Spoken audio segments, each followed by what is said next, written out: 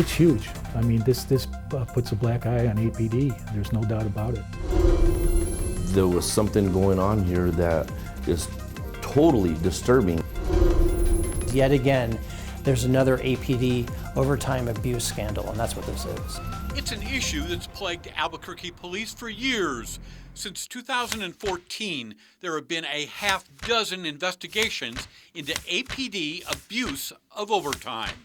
Last year, following the 7th probe in 8 years, State Auditor Brian Colon blasted APD for failure to take corrective action. Time and time again, leadership at APD and the city of Albuquerque clearly ignored the findings that were presented in those 6 prior audits and reports. Enough's enough.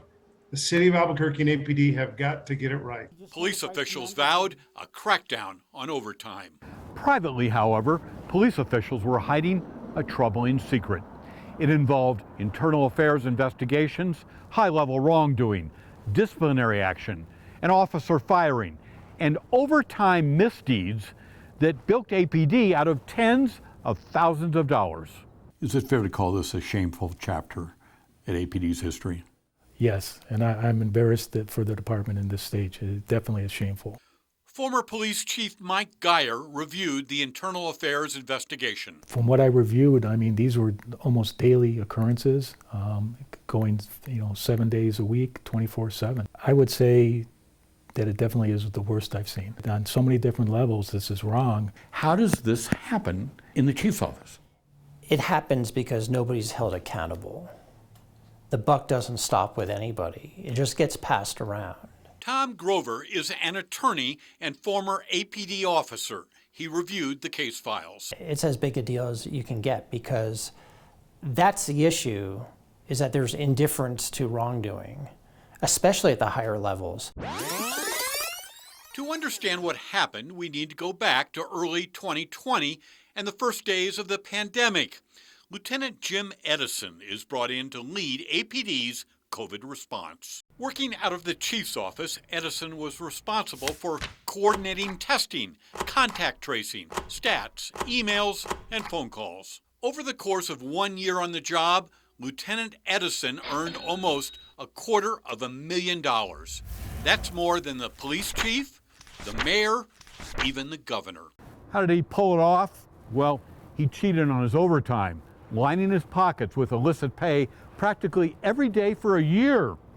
And even though Edison flagrantly violated a host of rules, regulations, and policies, APD's brass signed off on it, simply looking the other way. From April 2020 to April 2021, Edison claimed $133,000 in dubious overtime payments. Call-out overtime is paid to off-duty officers who are called back to work outside the regular shift. For example, if there's a murder at 2 a.m., the homicide detective who goes to the crime scene will be paid time and a half for reporting to duty in the middle of the night.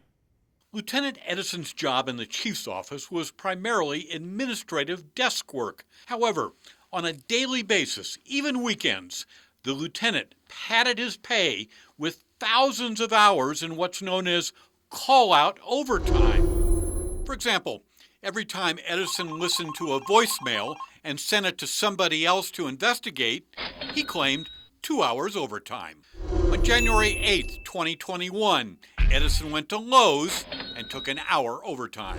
January 13, he claimed a half-hour OT to find out who parked in a deputy chief's parking place. Saturday, January 16th, his day off, Edison hit up APD 12 hours in time and a half call-out overtime for making phone calls and sending emails. January 22nd, the lieutenant documented 7 minutes of off-duty work and claimed 8 hours overtime. Sunday, January 31, Edison accounted for 22 minutes of work and claimed 10 and a half hours overtime. Tuesday, February 2nd, the lieutenant emailed some stats to a deputy chief and claimed 2 hours OT.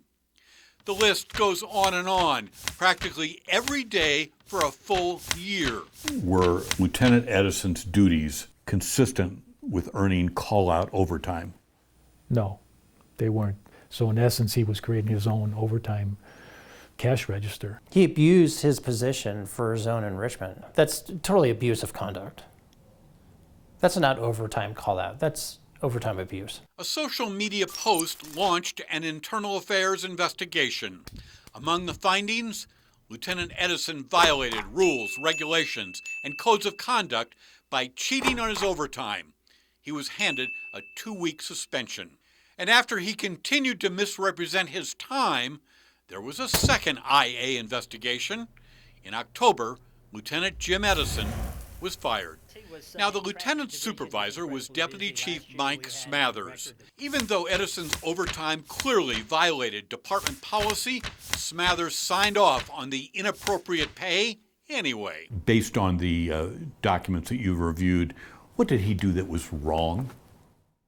At best, he failed to supervise. At worst, he's incompetent to hold his position because he just was ambivalent about it, or didn't even recognize the abuse that was going on. Internal Affairs investigators concluded Deputy Chief Smathers violated multiple rules and regulations by failing to review Edison's timesheets.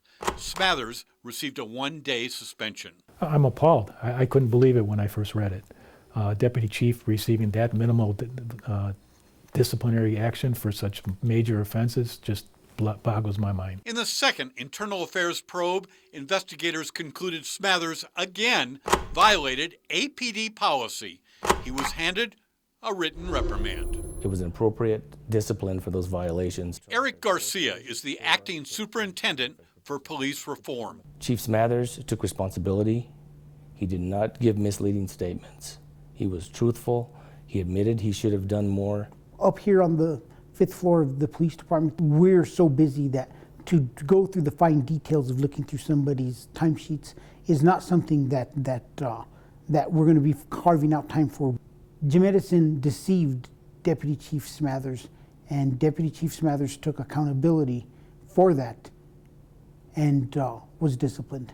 It's extremely concerning, extremely concerning. Luis Sanchez is a retired APD officer and an Albuquerque city councilor.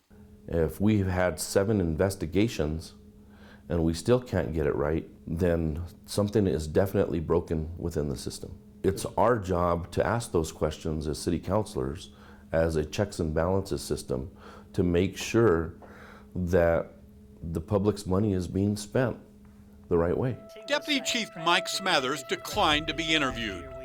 Jim Edison did not respond to our request for an interview. The case has been referred to an outside agency for a criminal investigation.